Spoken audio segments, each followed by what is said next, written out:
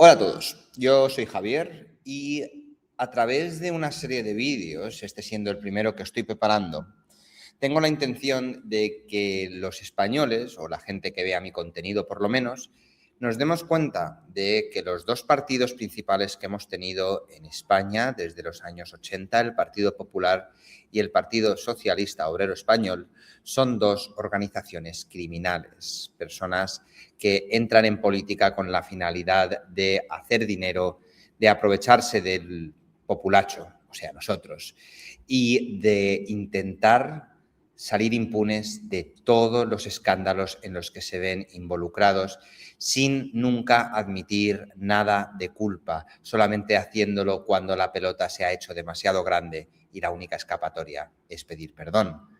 Por lo que este es el primero que os voy a traer, el caso Filesa. Y antes de empezar, si os gusta este tipo de contenidos, podéis suscribir, le podéis dar a like. Si no os gusta, le podéis dar a dislike y ponerme en un comentario lo facha o lo rojo que soy, independientemente de lo que penséis. Y por el resto, vamos con el caso. Para entender el caso Filesa, sin todavía meternos de lleno en el detalle de los pagos o las adjudicaciones, los informes concretos o las condenas, hay que empezar con una idea muy sencilla. Filesa no fue solo una empresa sospechosa, ni un nombre aislado que acabó convertido en un escándalo por, yo que sé, arte de magia.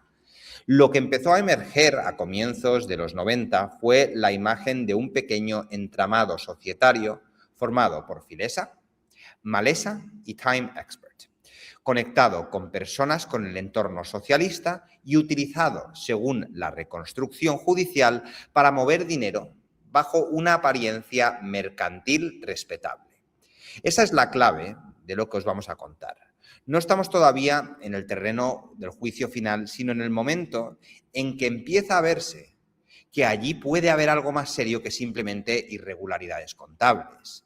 El propio Tribunal Constitucional, al resumir después la base probatoria empleada por el Supremo, recoge que la sentencia apreció la existencia de un entramado societario y destacó la secuencia temporal entre la adquisición o refundación de Time Export en 1987 y la creación de Filesa y Malesa el año después, en 1988, como un dato relevante para inferir que no se trataban de piezas sueltas caídas del cielo. Lo importante aquí es no comprar la versión blanqueada, que a veces intenta reducir el asunto a un simple despacho que vendía estudios y acabó teniendo problemas fiscales o documentales, ya que esta es un poco la narrativa de los políticos del PSOE, voy a decir los políticos, pero creo que también los votantes del PSOE, que junto con los del PP son más hooligans que los fans del Real Madrid o del Barcelona, ya que independientemente de cuánto les putee su partido, de cuánto se rían de ellos y de cuánto demuestren que no les importa ni esto, lo que les pueda pasar, siguen votándoles y defendiéndoles como si les fuera la vida en ello, llegando al punto donde cualquier mención o crítica al PSOE o al PP enfrente de ellos les resulta tan doloroso que no pueden soportarlo. Pobres copitos de nieve. En fin, la justicia no describió este conglomerado como una empresa normal a la que le fue mal, sino como una estructura con una finalidad política de fondo. En una de las resoluciones posteriores del Constitucional, al revisar el caso, aparece recogido que parte de estos ingresos de estas sociedades se destinó a realizar pagos por cuenta del PSOE o directamente proveedores del partido durante las campañas de las elecciones en 1989. Y además se subraya algo todavía más demoledor, que según la valoración pericial asumida por la sentencia, las sociedades carecían de personal cualificado, que muchas de estas empresas supuestamente clientes sí tenían sus propios equipos para hacer este tipo de trabajos y que en la mayoría de las ocasiones ni siquiera se localizó ni un pobre informe de la empresa. Dicho claro, la apariencia comercial empezaba a desmoronarse precisamente por donde una empresa real debería sostenerse, por su actividad efectiva. Todo eso luego ya lo desarrollaremos un poco más adelante cuando hablemos del mecanismo concreto de los cobros y de las facturas. Pero la pregunta que hacemos ahora aquí al principio del vídeo, no es quién acabó condenado, sino por qué se comenzó a sospechar que Filesa era una tapadera. A finales de los 80 y principios de los 90, el PSOE llevaba ya mucho tiempo en el poder, con la maquinaria del Estado, la vida interna del partido y la lógica electoral funcionando a gran escala. En ese ambiente, cualquier vía opaca de financiación no aparecía como una simple travesura, sino como la posible expresión de una cultura política en el que el poder acababa confundiéndose con la necesidad de perpetuarse o mantenerse. No es casual que el Congreso acabara constituyendo una comisión no permanente sobre la financiación de partidos y transparencia, dejando por escrito que la opinión pública estaba puesta en cuestión por los casos Filesa, Naseiro y un largo etcétera en el historial del Partido Socialista Obrero Español. Es decir, que no fue percibido lo de Filesa como una rareza técnica, sino como uno de los golpes que hicieron saltar por los aires la confianza en la limpieza del sistema. Además, el origen público del escándalo tampoco fue una auditoría gloriosa del partido ni una confesión espontánea de nadie. La prensa en 1991 ya hablaba de Carlos Alberto Van Schouwen, excontable que estaba vinculado con la trama, como la persona que había desvelado la financiación presuntamente irregular a través de Filesa y Time Export. Este dato es especialmente importante porque muestra algo muy típico en los grandes escándalos de corrupción. Las estructuras opacas suelen empezar a resquebrajarse no cuando el sistema se corrige solo, sino cuando alguien dentro o del perímetro cercano acaba rompiendo ese silencio. Luego vendrán las querellas, la entrada del Supremo y el papel del magistrado Marino Barbero, pero en esta parte, aquí al principio, basta con dejar claro que el caso no nació de una transparencia ejemplar, sino de una filtración o revelación incómoda que se hizo imposible seguir fingiendo que allí no pasa nada. También conviene fijar, sin recrearnos todavía, que la causa no apareció porque sí en un juzgado cualquiera. Según recoge el Constitucional que estamos mirando aquí en el BOE, la causa especial 880/91 arrancó en el Supremo a raíz de las querellas presentadas los días 6 y 8 de junio de 1991 y el procedimiento se vio condicionado desde el principio por el aforamiento de algunos de los querellados, entre ellos Carlos Navarro Gómez y José María Sala y Griso. En el futuro haré un montón de vídeos centrándome en todas las figuras políticas de los años 90 y principios de los 2000 y cómo un porcentaje muy elevado de ellos ha terminado involucrado en tramas de corrupción, de desvío de dineros o utilización de fondos reservados. El Supremo terminó admitiendo las querellas y designado como instructor a Marino Barbero el 7 de noviembre de 1991. Aquí la obtención de documentación, la guerra judicial y la tensión política, incluido la dimensión institucional de la investigación, estaba alcanzando su máximo apogeo. Lo importante es que el asunto adquirió desde muy pronto una gravedad incompatible con el cuento de que era una irregularidad menor. Cuando una trama de este tipo llega al Supremo, ya no estás ante un error administrativo cualquiera.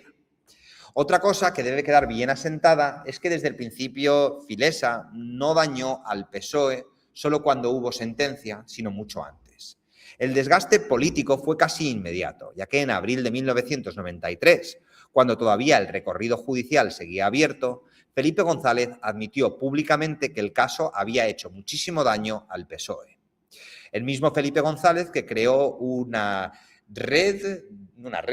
organización terrorista dentro del mismo gobierno para hacer un poco de Clint Eastwood en el salvaje oeste que era España en esa época.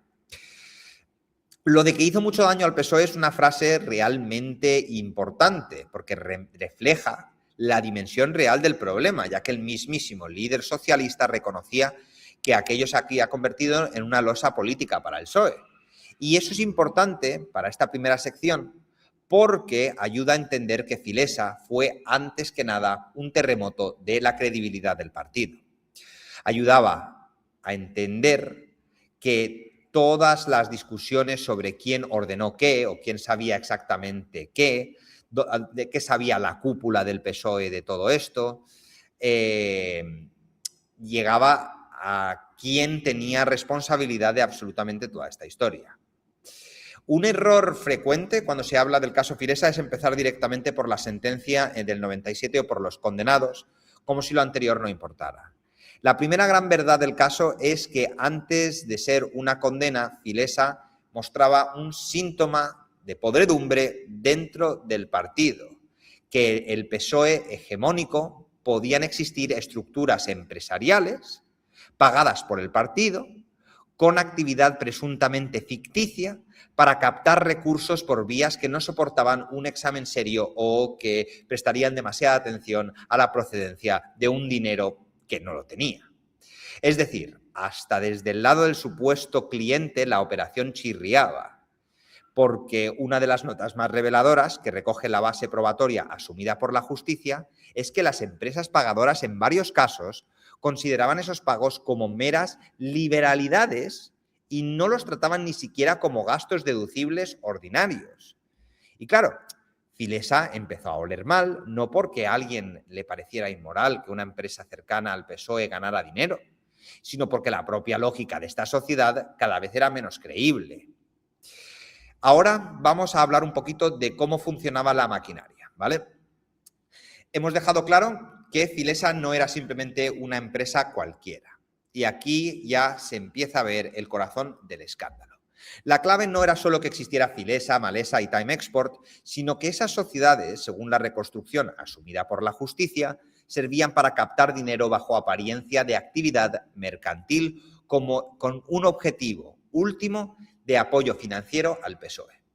El Tribunal Constitucional, al resumir la sentencia del Supremo, recoge expresamente que Time Export, Malesa y Filesa se constituyeron efectivamente como grupos que buscaban como fin claro y último ayudar al partido político en todo cuanto pudiera suponer su financiación. Eso no significa que vayamos a entrar en todas las consecuencias penales o en el detalle de cada condena, porque eso lo haremos más adelante, pero sí nos permite fijar la idea central. La actividad comercial no era el fin principal, sino la cobertura. El mecanismo, contado de forma plana y llana, era bastante reconocible. Las sociedades emitían facturas por supuestos informes, estudios o trabajos de asesoría a distintas empresas. Sobre el papel, aquello parecería una relación mercantil normal. Una empresa encarga un estudio, otra lo cobra, todo pasa por factura y listo. El problema era que cuando se empezó a mirar de cerca, esa fachada comenzó a venirse abajo por varios sitios al mismo tiempo.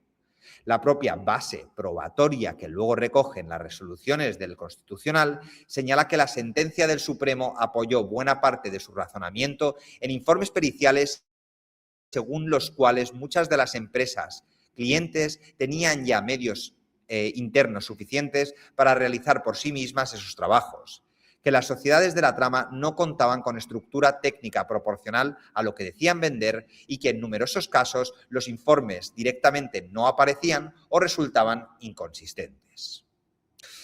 Es decir, la pregunta dejó de ser ¿cobraban por informes para convertirse en una mucho más dañina?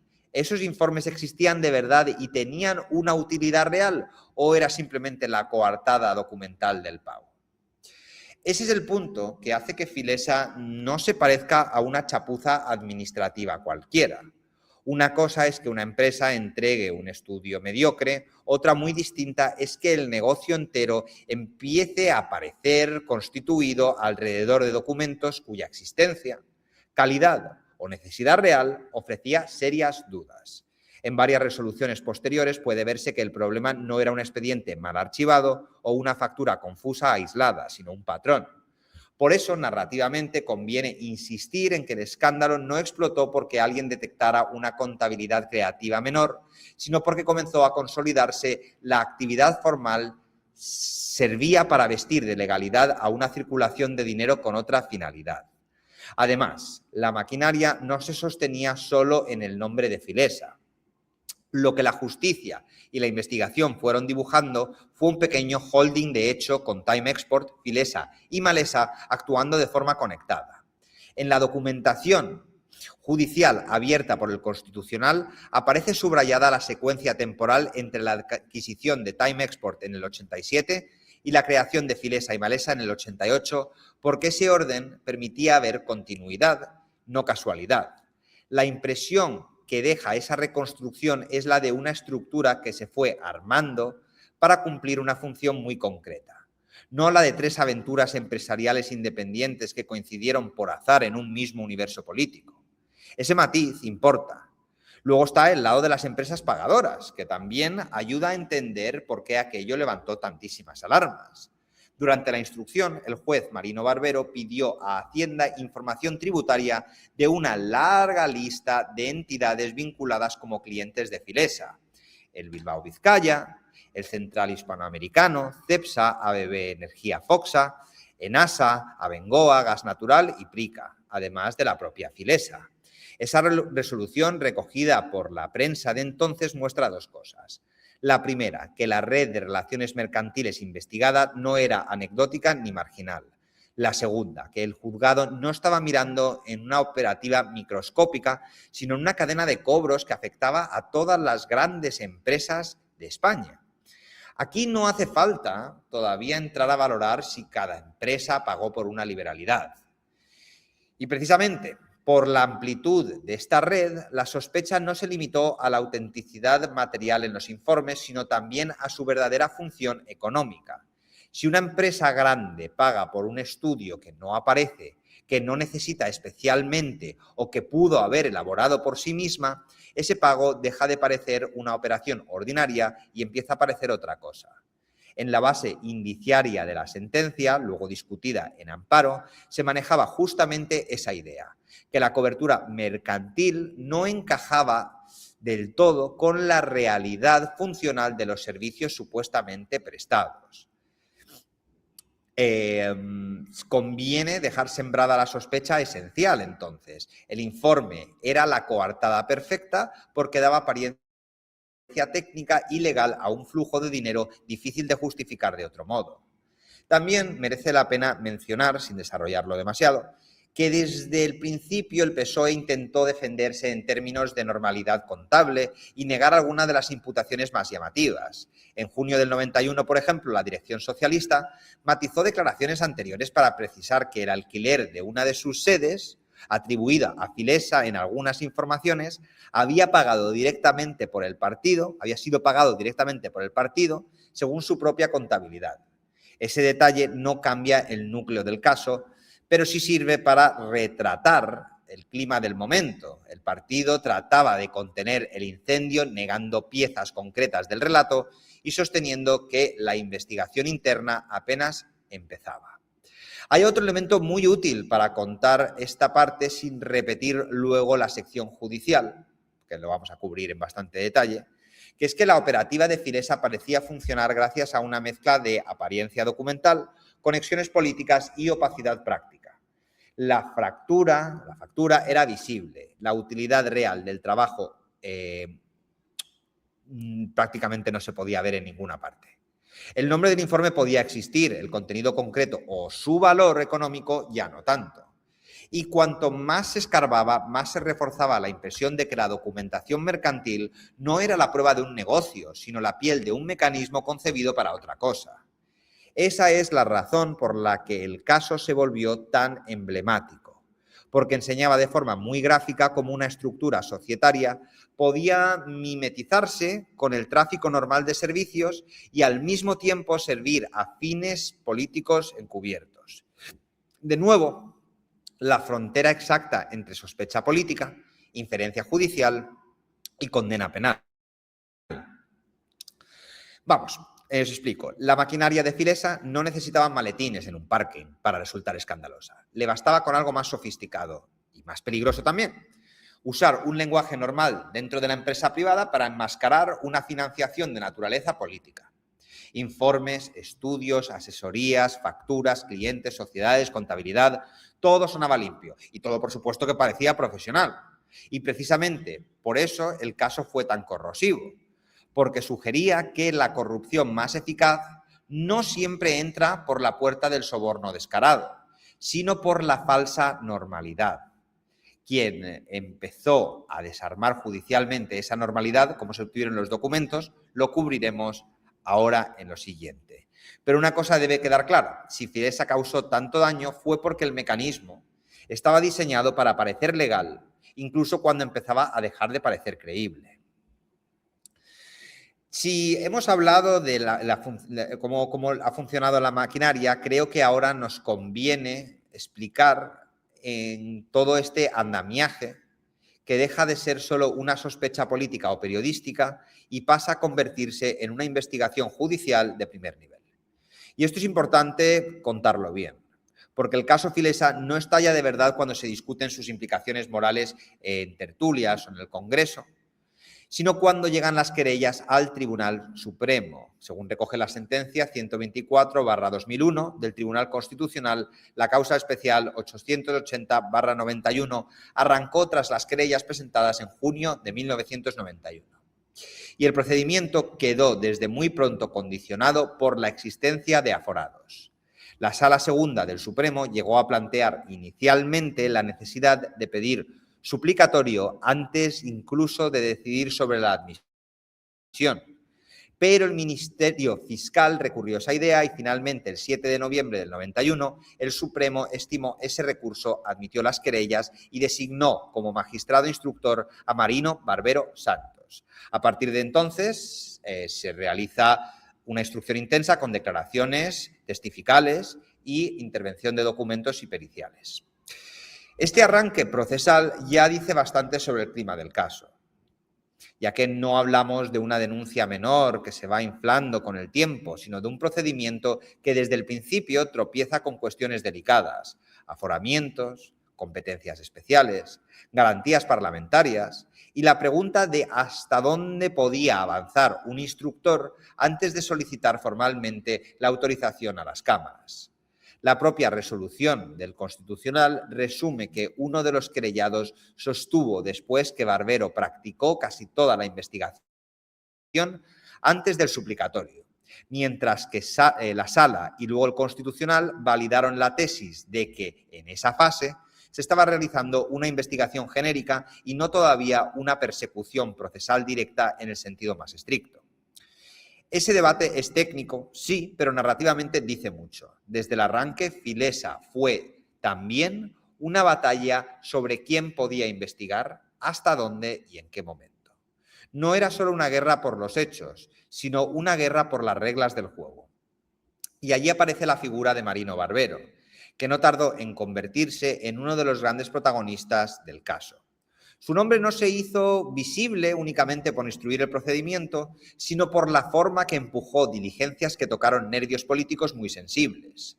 El Constitucional señala que desde su nombramiento se practicaron numerosas diligencias y la prensa de la época muestra hasta qué punto esa actividad fue incisiva. Barbero no se conformó con esperar a que las partes le entregaran lo que quisieran entregar, sino que abrió un frente directo sobre la documentación contable y bancaria vinculada a la trama. Esa forma de conducir la investigación lo convirtió enseguida en un personaje incómodo para el PSOE y también en blanco de críticas por parte de sectores que consideraban que se estaba extralimitando. Uno de los momentos más tensos llegaría cuando Barbero exigió al PSOE su contabilidad y empezó a presionar para obtener documentación que el partido no entregaba en los términos ni en los plazos que el instructor consideraba adecuados. En noviembre de 1992, según informaba El País, el juez dio al PSOE un ultimátum de 24 horas para entregar su contabilidad y paralelamente autorizó actuaciones para obtener documentación bancaria relacionada con Ares Bank y con personas vinculadas al partido. La respuesta socialista fue decir que parte de esos datos ya estaban en el Tribunal de Cuentas y que otra parte ni siquiera se correspondía con la contabilidad típica de una formación política, sino con prácticas de sociedades mercantiles. Más allá de la discusión jurídica concreta, el choque dejaba al descubierto algo políticamente demoledor. El instructor sospechaba que la documentación relevante no estaba fluyendo con normalidad, mientras el partido respondía que lo que se pedía no era aplicable o no estaba en su poder. La batalla de la documentación no se quedó en simples oficios cruzados. En noviembre de 1992, Barbero intervino en el Banco de España documentos relativos a cheques y transferencias conectada con Ares Bank y personas vinculadas al PSOE. Y esa maniobra elevó todavía más la temperatura política. La información obtenida, según la prensa de entonces, incluía copias de cheques y transferencias vinculadas a actividades financieras del partido. Que un juez instructor metiera la mano en esa clase de documentación bancaria era ya de por sí un hecho gravísimo desde el punto de vista político.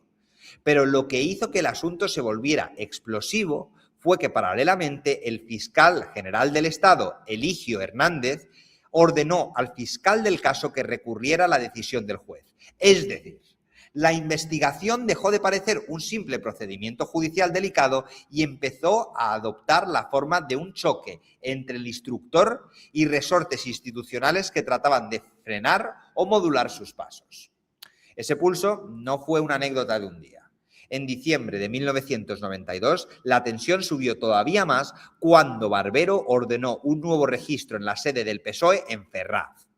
Según la información publicada entonces, el juez sospechaba que los socialistas podían estar haciendo una selección de su contabilidad para omitir aquello que fuese relevante para la causa. El auto hablaba del riesgo de que se estuviera produciendo un estudio selectivo de la documentación y de que se omitiese material de interés decisivo para la investigación. Esa sospecha es capital para contar esta fase del caso. No se trataba ya solo de conseguir papeles, sino de la impresión judicial de que podía estar produciéndose una entrega filtrada o administrada estratégicamente. El Supremo, además, respaldó la competencia del instructor para exigir esos libros contables y aplazó para un momento procesal posterior el debate sobre la posible nulidad de ciertas actuaciones.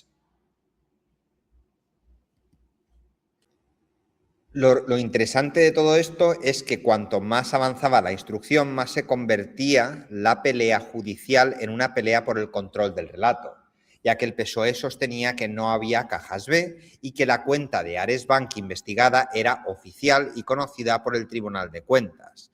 De hecho, a finales de noviembre de 1992, Ares Bank certificó que en esa cuenta era la única abierta por el partido en la entidad y que Guillermo Galeote figuraba como apoderado único. Esa certificación no cerraba el caso ni muchísimo menos, pero muestra bien la estrategia definitiva. Frente a la imagen de opacidad sugerida por la actuación del instructor, el partido trataba de presentar normalidad, oficialidad y trazabilidad.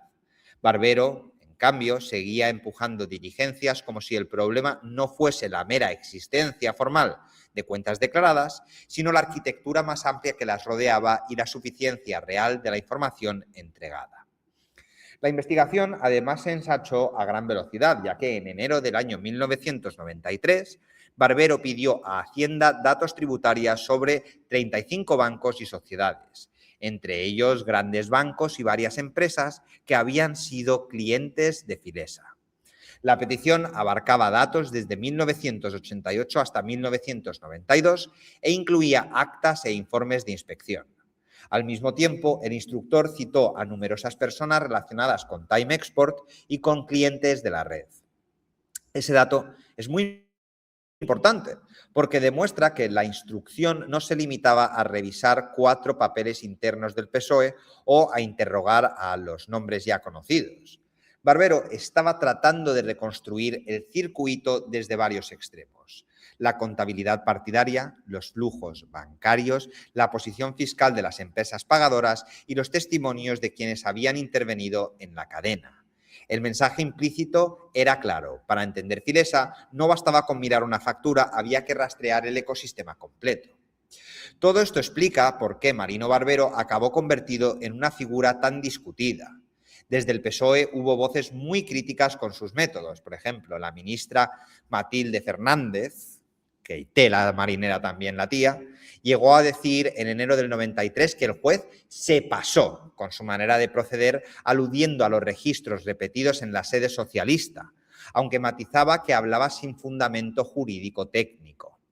Ese detalle no hay que inflarlo más de la cuenta, pero sirve para medir el desgaste institucional del momento. La investigación no solo amenazaba con descubrir hechos comprometedores, sino que estaba empujando a dirigentes socialistas a responder en clave de agravio frente al instructor. Es decir, el caso Filesa ya no era solo una investigación sobre financiación opaca, se había convertido en un enfrentamiento visible entre aparato político y poder judicial. La dimensión parlamentaria de ese desgaste también quedó reflejada en la Comisión del Congreso sobre Financiación de Partidos, creado precisamente en un contexto en que la opinión pública había sido puesta en cuestión por casos como Filesa y Naseiro. En una de las sesiones de diciembre de 1994 pudo verse cómo el propio nombre de Marino Barbero aparece ya como referencia central en los interrogatorios y cómo la comisión trabaja sobre la sospecha de informes que nadie vio realmente o cuya elaboración resultaba muy dudosa. No hace falta meterse ahora en los detalles de esas comparecencias, ya que tampoco quiero anticiparme, pero sí conviene dejar constancia que la instrucción judicial había alimentado ya una crisis de credibilidad tan intensa que el caso era objeto de disección parlamentaria en paralelo. Hay otra pieza importante que conviene dejar sembrada aquí, sin reventarla del todo, ya que en la siguiente sección vamos a cubrirlo, que es que la defensa de algunos implicados insistió en cuestionar la validez de diligencias practicadas antes del suplicatorio o de ciertos registros, y el fiscal también recurrió varias decisiones del instructor. Claro, la imagen que queda no es la de un juez revisando con calma unas carpetas grises, sino la de una investigación que fue tensando todas las costuras del sistema, querellas en el Supremo, aforados, discusiones sobre suplicatorio, registros en Ferraz, intervención de documentos bancarios, choque con Fiscalía, peticiones masivas a Hacienda y una sospecha judicial cada vez más clara que la documentación podía estar entregándose a medias o bajo control político. Filesa en esta fase deja de ser un rumor sobre empresas sospechosas y pasa a ser una prueba de estrés para la justicia, para el PSOE y para la propia idea de transparencia democrática. Vale, llegados a este punto conviene hacer una limpieza importante, porque aquí es donde más se deforma el caso Filesa cuando se resume deprisa. Aunque bueno, ya habéis visto que hoy prisas pocas, ya que estamos contando el caso a todo detalle. Mucha gente lo cuenta como si el Supremo hubiera condenado al PSOE por un gran delito autónomo de financiación ilegal, casi como una etiqueta moderna que en aquel momento no existía en esos términos, y no. Lo que hizo la justicia fue algo a la vez más preciso y más incómodo. Dar por probada la existencia de una trama de sociedades pantalla para financiar ilegalmente al Partido Socialista Obrero Español, para construir las condenas principalmente a través de delitos como la falsedad en documento mercantil, la asociación ilícita y en algunos acusados el delito contra la hacienda pública, porque el marco penal de la época no tipificaba de la misma manera que hoy la financiación irregular de partidos como delito autónomo general. Esa diferencia no es un matiz técnico sin importancia. La clave para entender por qué el caso fue tan grave políticamente y al mismo tiempo tan peculiar jurídicamente. La sentencia central fue la de la Sala Segunda del Tribunal Supremo de 28 de octubre de 1997, dictada en la causa especial 880/91. La propia documentación del Constitucional, al revisar después los recursos de amparo, recoge que esa sentencia ponía fin al juicio oral y que el proceso se seguía por delitos de falsedad en documentación mercantil, asociación ilícita, delito fiscal, apropiación indebida y otros. La foto judicial final, al menos en ese primer momento, fue contundente. Según la crónica del País del día siguiente, el Supremo impuso penas de prisión a 8 de los 12 acusados que se sentaron en el banquillo y consideró probado que había constituido una trama ilegal de empresas pantallas para financiar al PSOE, recaudando en torno a 1.000 millones de pesetas. Es decir, la justicia no despachó el asunto como un simple desorden contable con facturas dudosas, sino una arquitectura organizada con finalidad política. La importancia de esa conclusión no puede exagerarse. El Supremo no estaba diciendo solo que algunas personas mintieron en documentos mercantiles. Estaba afirmando, en esencia, que dentro de esas falsedades había una estructura concebida para canalizar financiación irregular. Eso aparece con mucha claridad en la reconstrucción que luego resume el Constitucional, cuando recoge que las sociedades era en realidad un holding empresarial con una finalidad única: la financiación de las campañas de 1989 y en general de un partido político, y que la actividad mercantil desarrollada se basaba casi exclusivamente en allegar fondos a partir de facturas falsas correspondientes a informes que nunca fueron elaborados o que fueron innecesariamente elaborados. Esa es probablemente una de las frases más importantes del caso, porque resume la tesis judicial de fondo sin necesidad de recurrir a adornos. La empresa no era el negocio era la financiación política bajo disfraz mercantil.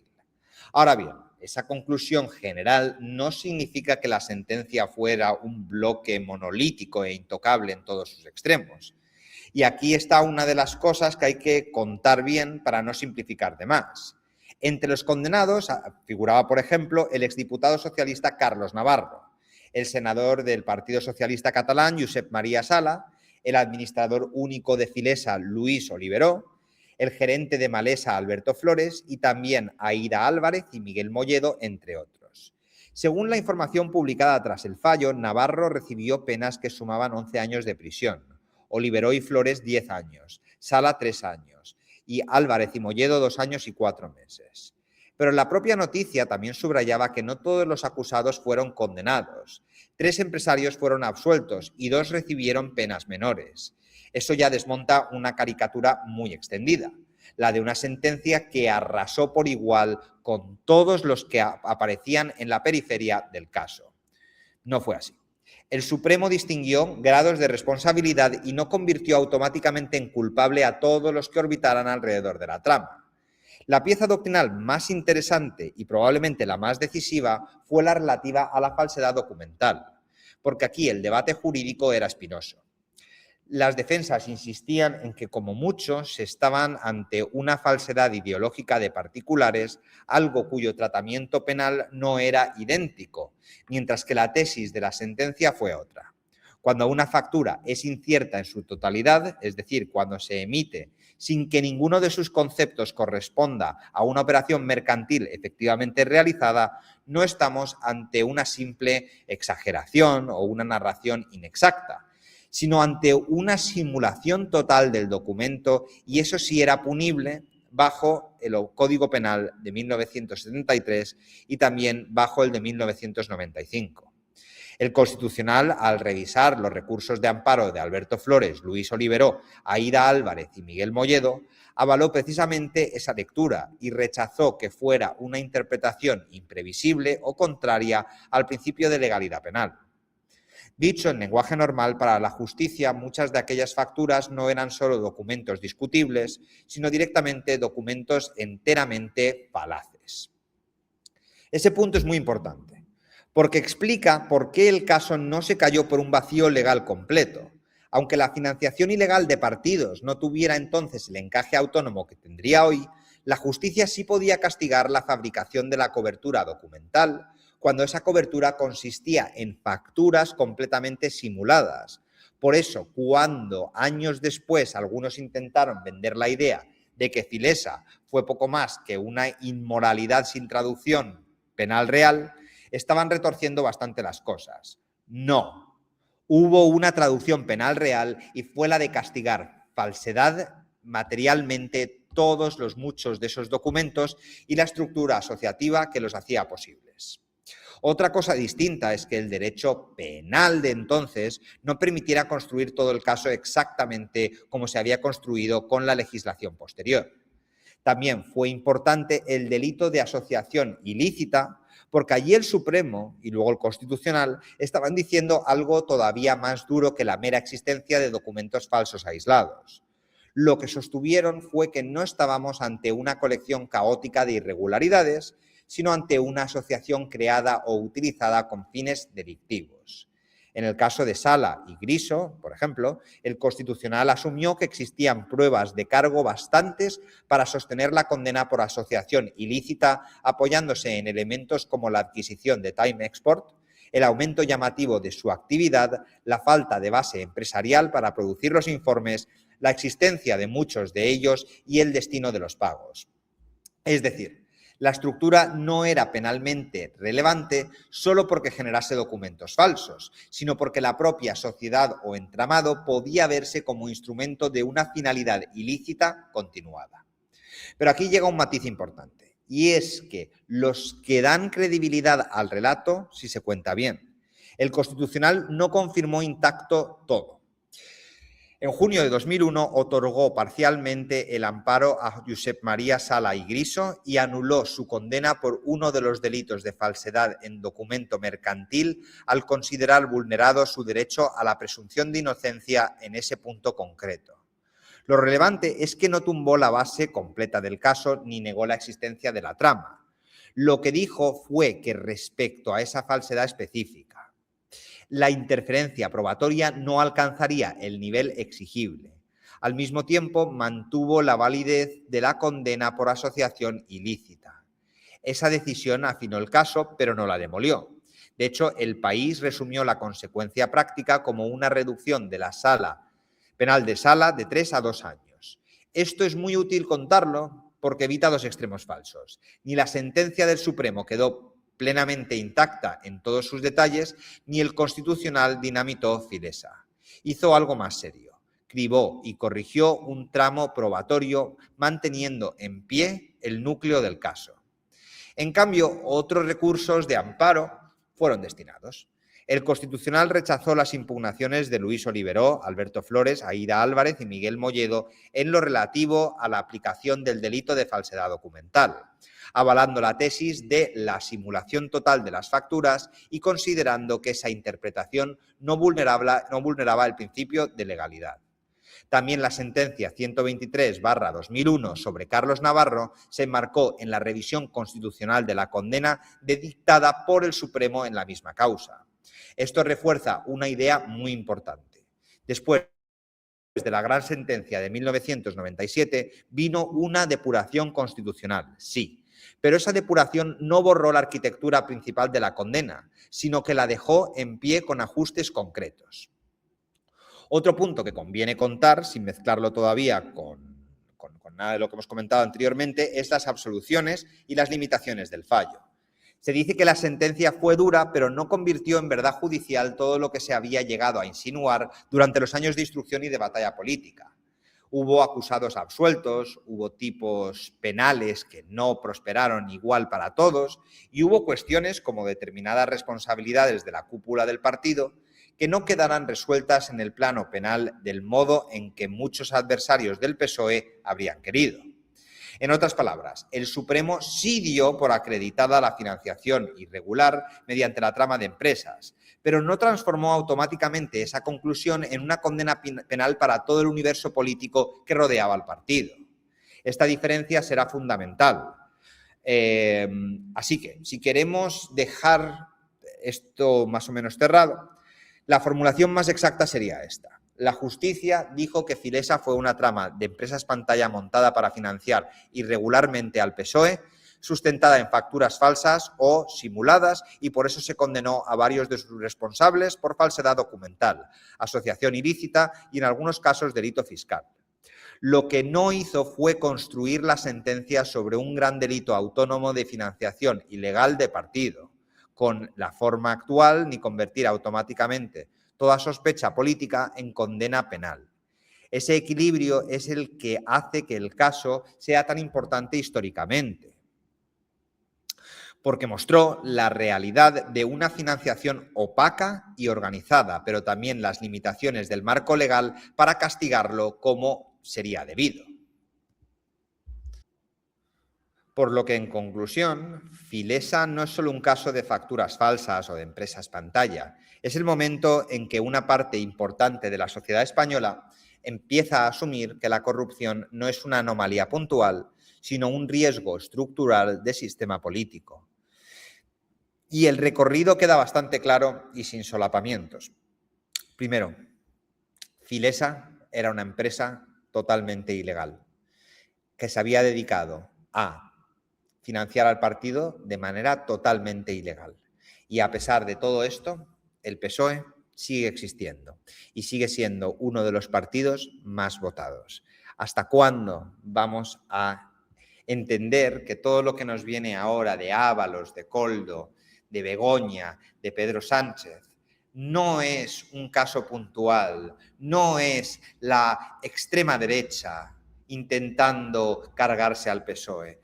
Es un partido corrupto desde las bases. Y ojo, para que quede claro, el PP es exactamente igual. Lo que pasa es que juegan con el otro lado del espectro.